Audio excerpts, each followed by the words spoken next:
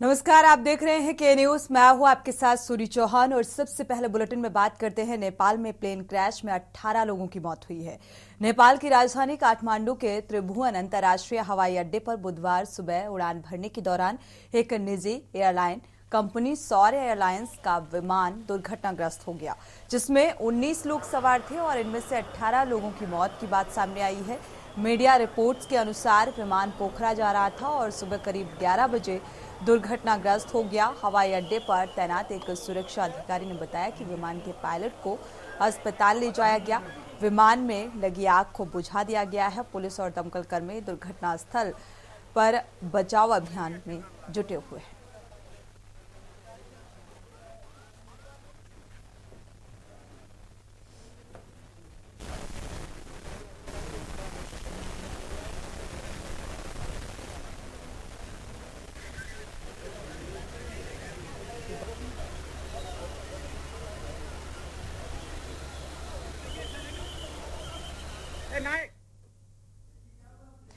बढ़ते आगे और बात करते हैं जिस तरीके से यह घटनाक्रम सामने आया।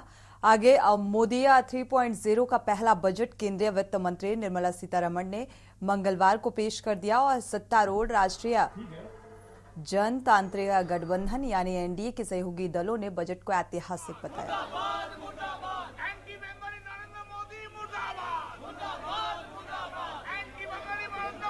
विकसित भारत की आधारशिला बनेगी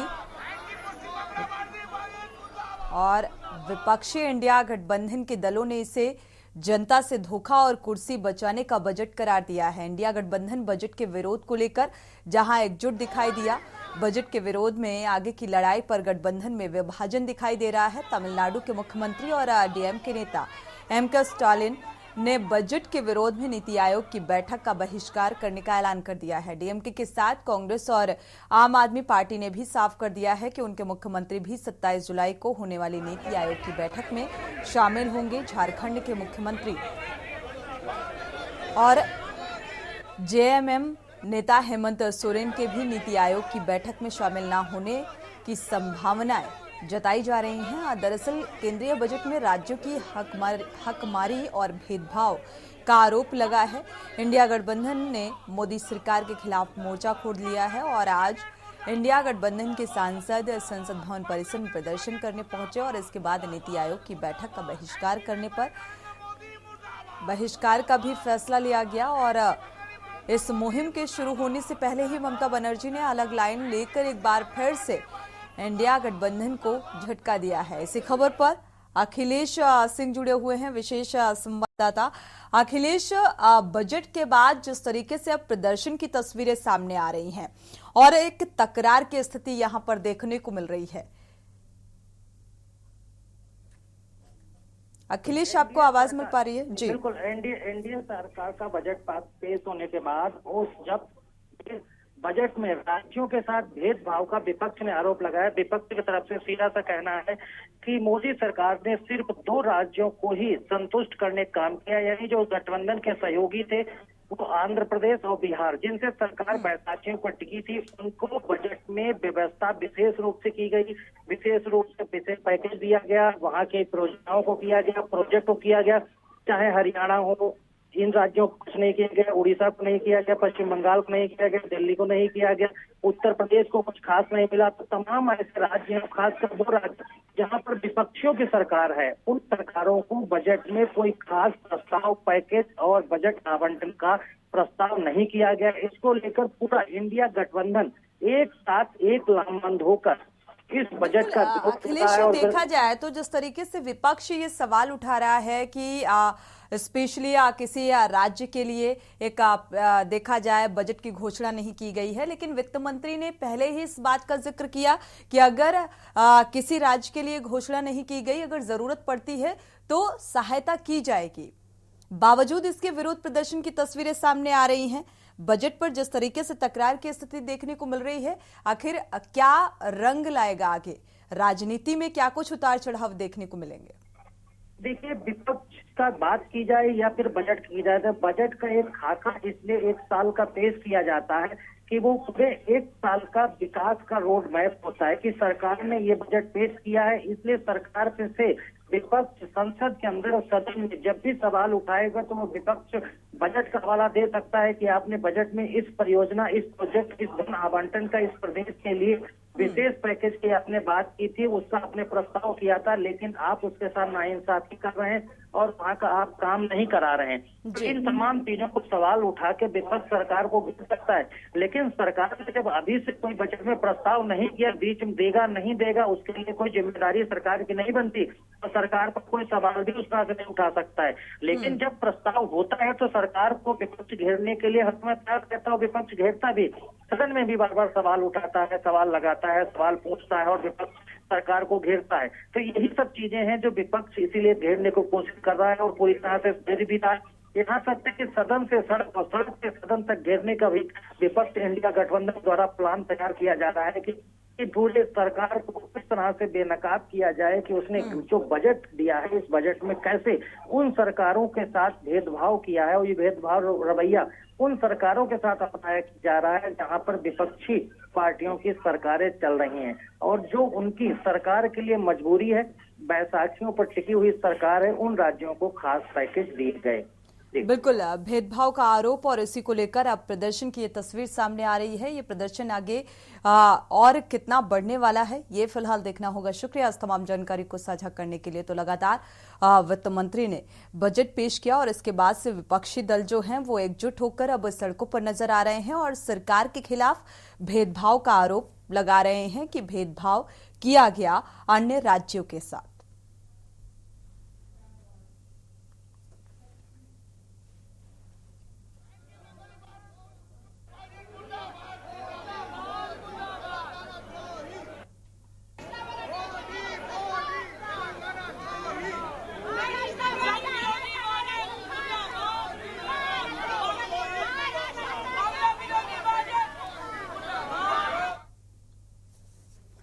बढ़ते आगे और बात करते हैं विपक्ष की खींच भड़के नीतीश। बिहार विधानसभा के मानसून सत्र के तीसरे दिन विपक्ष के हंगामे के बीच मुख्यमंत्री नीतीश कुमार सदन में विपक्ष के विधायकों पर भड़क उठे।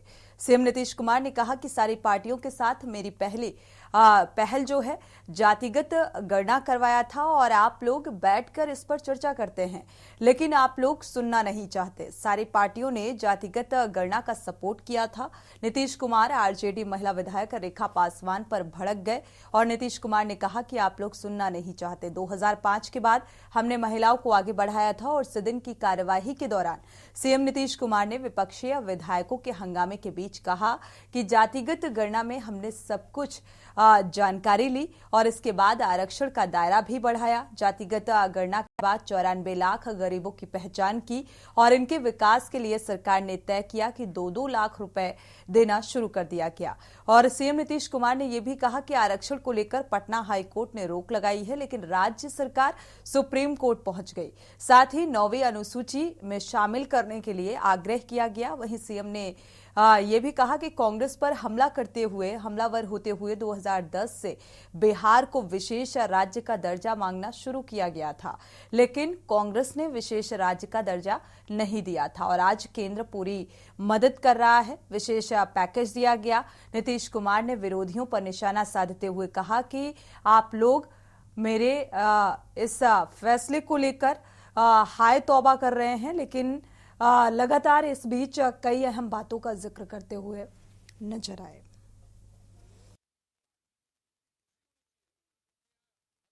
अरे हम 5 के बाद न महिला को बढ़ाए हैं, बोल रही हो इसीलिए हम कह रहे हैं चुपचाप सुनो।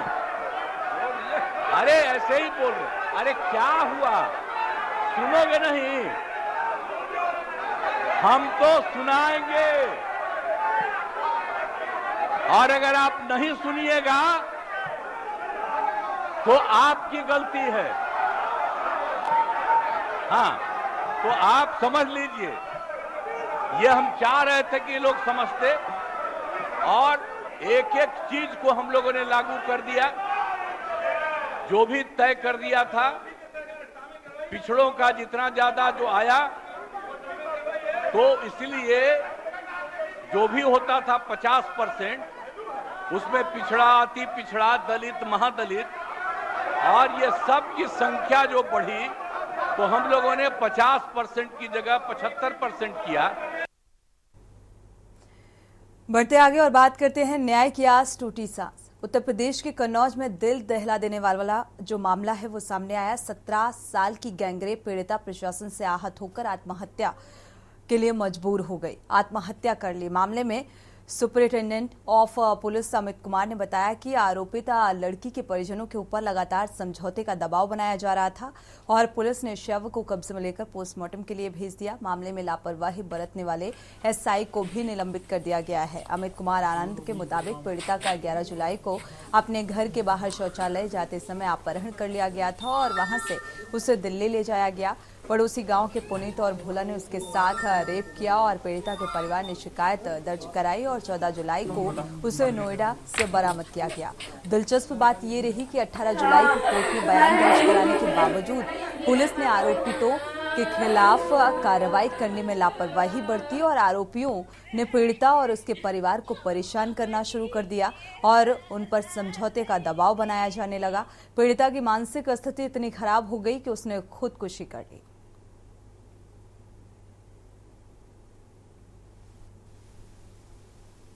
कि जो अभियुक्त थे इन पे समझौते का दबाव बना रहे थे, जिसके चलते लड़की ने सुसाइड कर लिया है। उक्त प्रकरण में एक अभियुक्त को हिरासत में लिया जा चुका है। अन्य जो अभियुक्त थे उनकी भी शीघ्र गिरफ्तारी सुनिश्चित की जाएगी। इस पूरी विवेचनात्मक कार्रवाई में विवेचक की प्रथम दृष्टिया लापरवाही दृष्टिगोचर होती है। इस कारण से इसमें एसआई मान सिंह को तत्काल प्रभाव से निलंबित किया गया है और इनके विरुद्ध अलग से विभागीय कार्रवाई प्रचलित की गई है। तो कन्नौज में गैंगरेप पीड़िता को जब न्याय की उम्मीद नजर नहीं आई तो उसने आत्महत्या करना बेहतर समझा और इस लिहाज से ये कदम उठाया क्योंकि लगातार जो आरोपी हैं उनके द्वारा भी दबाव बनाने की कोशिश की जा रही थी और उसका एक जो मुख्य कारण निकलकर सामने आया कि प्रशासनिक स्तर पर इस मामले को गंभीरता से नहीं लिया गया, लापरवाही बरती गई और इसके बाद दबाव बनाने की कोशिश लगातार पीड़ितों की तरफ से, आरोपियों की तरफ से जारी रही और इस पीड़िता ने आत्महत्या कर ली। हालांकि अब इस मामले में लापरवाही बरतने की वजह से निलंबित कर दिया गया है एसआई को और प्रशासनिक स्तर पर इस पूरे मसले को अब गंभीरता से लिया गया। अगर यही कदम पहले उठाया गया होता तो शायद ये नौबत नहीं आती।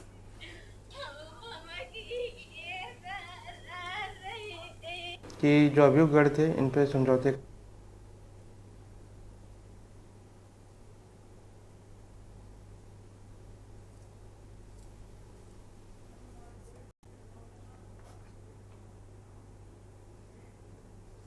वक्त एक छोटे से ब्रेक का। ब्रेक से जब वापस लौटेंगे तो इस पूरी खबर से आपको रूबरू कराएंगे। दबंगों का धावा, एएमयू में खून खराबा। आप देख रहे हैं के न्यूज, खबरों का सारथी। ब्रेक से वापस आ रहे हैं और अब बात करते हैं दबंगों का धावा, एएमयू में खून खराबा। अलीगढ़ मुस्लिम विश्वविद्यालय में दिन दहाड़े फायरिंग से हड़कंप मचा हुआ है। आपको बता दें कि मामूली विवाद को लेकर रजिस्ट्रार कार्यालय में तैनात 2 सगे भाइयों को दबंगों ने गोली मार दी और जिससे पूरे विश्वविद्यालय में अफरा तफरी का माहौल, दहशत फैल गई। फिलहाल घायलों को अस्पताल में भर्ती कराया गया है। अलीगढ़ मुस्लिम विश्वविद्यालय के मेडिकल कॉलोनी में मामूली विवाद के बाद रजिस्ट्रार कार्यालय में कार्यरत 2 कर्मचारियों पर फायरिंग हुई और गोली लगने से दोनों कर्मचारी घायल हो गए। घायल कर्मचारियों को इलाज के लिए जवाहरलाल नेहरू मेडिकल कॉलेज में भर्ती कराया गया। घटना के बाद एएमयू प्रशासन और पुलिस अधिकारी फोर्स के साथ मेडिकल कॉलेज में मौजूद रहे और पुलिस ने मौके से 2 आरोपियों को हिरासत में लिया। फिलहाल पुलिस आरोपियों से पूछताछ में जुटी है। साथ ही घटना में शामिल अन्य आरोपियों की तलाश भी जारी है। विश्वविद्यालय के प्रॉक्टर डॉक्टर वसीम अली ने बताया कि एएमयू के मेडिकल कॉलोनी में रहने वाले मोहम्मद नदीम, मोहम्मद करीम रजिस्ट्रार कार्यालय में तैनात हैं और मेडिकल कॉलोनी में दोनों सगे भाइयों पर हमलावरों ने फायरिंग कर दी। पुलिस ने मौके से 2 आरोपियों को हिरासत में भी लिया है और पूछताछ करने के साथ ही अग्रिम कार्रवाई में जुट गई है।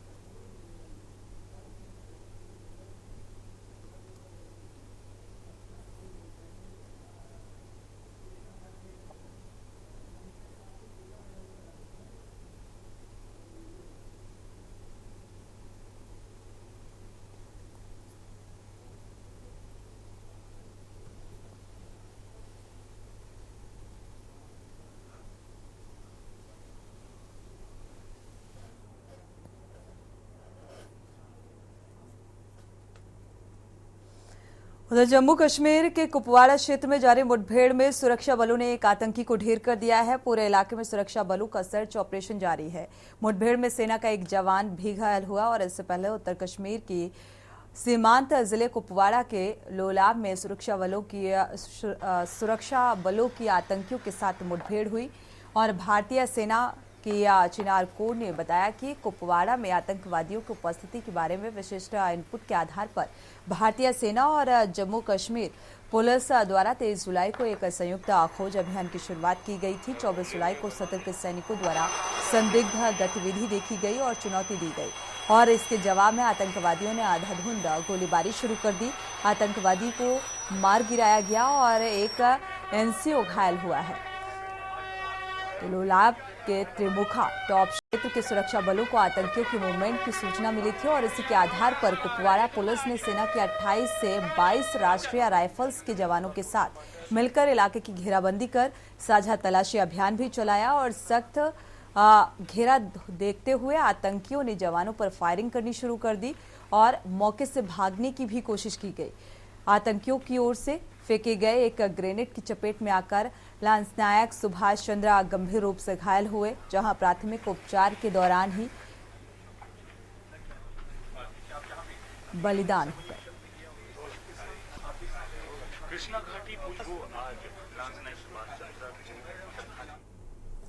इसी के साथ बुलेटिन में इतना ही। आगे खबरों के लिए आप देखते रहिए के न्यूज इंडिया। आप देख रहे हैं के न्यूज, खबरों का सारथी।